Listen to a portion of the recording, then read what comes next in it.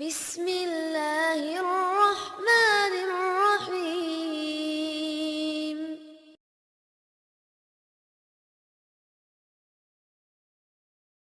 Bismillahirrahmanirrahim. Assalamualaikum warahmatullahi wabarakatuh. Teman-teman sekalian, alhamdulillah kita ketemu lagi dalam program Booster Ramadan menjelang waktu berbuka puasa.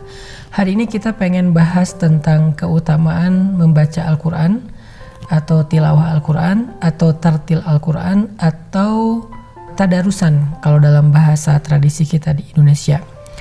Ada banyak sekali ayat-ayat Al-Quran dan hadis-hadis Rasulullah SAW tentang keutamaan membaca Al-Quran. Salah satunya yang diriwayatkan oleh Imam Al-Baihaqi. Saya kira ini hadis menjadi maknanya umum, merangkum hadis-hadis yang lain tentang bagusnya atau kerennya membaca Al-Quran.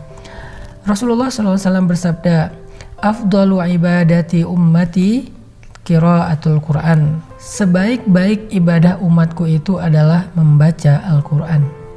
Sebaik-baik ibadah umatku itu adalah membaca Al-Quran, qiraatul Quran. Sehingga kalau misalnya kita pengen nanya, Ustadz, sepanjang bulan Ramadan ibadah apa ya yang paling bagus untuk kita lakuin? Nah, jawabannya kata Nabi, tanya aja ke Rasulullah, ya Rasulullah, ibadah apa yang paling utama? Kata Nabi, sebaik-baik ibadah umatku adalah membaca Al-Quran. Kenapa membaca Al-Quran ini disebut sebagai sebaik-baik ibadah sih? Satu, karena kata Nabi, setiap hurufnya bernilai 10 kebaikan. Jadi kalau kita baca Alif Lam Mim, kita udah dapat 10 kebaikan kali 3, karena 3 huruf. Berarti 30 kebaikan. Satu kebaikan itu adalah kenikmatan dalam hidup kita. Bisa hubungan dengan pasangan yang harmonis, 1. Bisa rezeki yang halal, 2. Bisa kesehatan, 3. Bisa kebahagiaan, 4. Bisa diberikan keturunan yang soleh-solehah, 5. Bisa diberikan tetangga yang baik dan pengertian, 6. Bisa diberikan bos atau atasan yang baik, 7.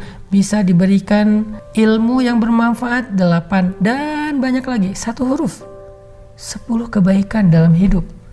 Kalau kita baca Alif Lam Mim berarti 30 kebaikan dalam hidup. Hitung coba, 30 ini apa aja ya? Coba hitung 30, kita ngitung aja gak sanggup. Dan itu ternyata bisa kita dapetin dengan hanya membaca Alif Lam Mim. Tapi jangan menjadi orang yang terlalu qanaah ya, yang udahlah satu hari saya cuma butuh 10 aja, akhirnya nun, udah beres. Nanti besok qaf, lusa sod, lusanya lagi yasin, kemudian apa lagi alif lam ro. Enggak juga gitu sih. Maksudnya ketika Nabi bilang pahalanya banyak itu supaya kita rajin baca Qur'annya. Kita baca satu hari 1 lembar, 2 lembar, 3 lembar, idealnya 1 juz. Apalagi ini bulan Ramadan, sehingga para ulama mengatakan Imam Al-Bukhari mengkhatamkan Al-Quran di bulan Ramadan sebanyak 60 kali khatam. Sehari 2 kali khatam. Dan para sahabat banyak yang mengkhatamkan Al-Quran 3 hari sekali. Abdullah ibnu Mas'ud mengkhatamkan Al-Quran pengennya setiap hari. Tetapi kata Nabi, karena dia harus mentadaburi, maka 3 hari sekali khatam, 3 hari sekali khatam. Sehingga selama bulan Ramadan 10 kali khatam Al-Quran. Ini kenapa sih mereka semangat banget membaca Al-Quran terutama di bulan Ramadan?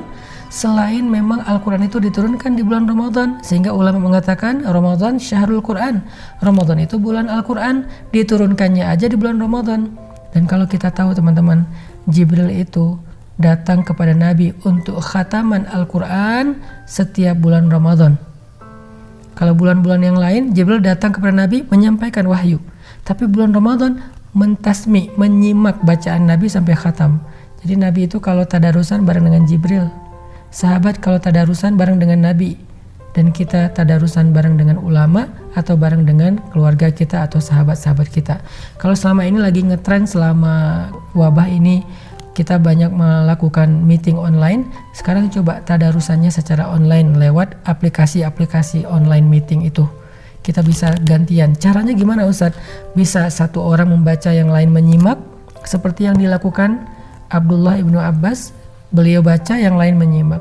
Bisa juga bacanya secara serentak rame-rame, bisa juga bacanya bergantian, satu ayat ganti, satu ayat ganti, satu ayat ganti, sehingga semuanya dapat kebagian bacaan Al-Quran. Secara teknis bebas, yang penting baca Quran.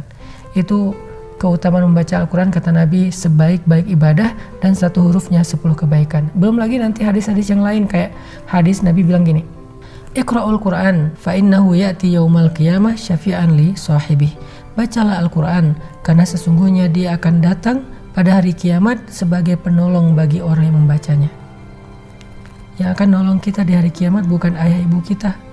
Yang akan nolong kita di hari kiamat bukan pasangan kita. Walaupun dia bilang di dunia, aku mencintaimu selamanya gitu. Cinta sejati, hidup dan mati bersama segala macam. Ya, itu bahasa-bahasa ungkapan perasaan dia. Tetapi kenyataannya ketika bangkit dari kubur, yauma yafirrul mar'u min akhihi wa ummihi wa abihi wa sahibatihi wa banihi likulli imri'in minhum yauma idzin sya'nun yughnih. Hari ketika seseorang lari dari sahabatnya, ayah dan ibu lari dari anaknya, pasangan lari dari pasangannya. Pada hari itu semua orang sibuk sendiri-sendiri. Gak ada satupun yang akan menoleh ke arah kita. Terus yang nolongin kita siapa selain Rasulullah SAW? Al-Quran. Inilah sahabat sejati kita. Kita mencintai seseorang, suatu saat dia akan meninggalkan kita. Kalau kita meninggal duluan, dia akan pergi meninggalkan kita sendiri di dalam kubur. Lalu ketika dia sudah meninggalkan kita 7 langkah berjalan menjauh dari kubur, siapa yang akan menemani kita di dalam alam barzakh yang gelap dan sempit itu? Al-Quran. Dia sahabat sejati, teman-teman. Makanya yuk kita jadikan bulan Ramadan sebagai bulan akrabnya kita dengan Al-Quran. Dia yang akan menemani kita di dunia, memberi kita kebaikan-kebaikan sepanjang hidup. Dia juga yang akan nemenin kita di alam kubur ketika kita sendiri dan ditinggalkan semua orang. Dia yang akan menemani kita di padang mahsyar ketika kita bangkit. Dia yang akan menuntun kita sampai ke surga Allah Subhanahu wa taala. Al-Quran. Jadi yuk kita jadiin bulan Ramadan bulan bersahabat dengan Al-Quran.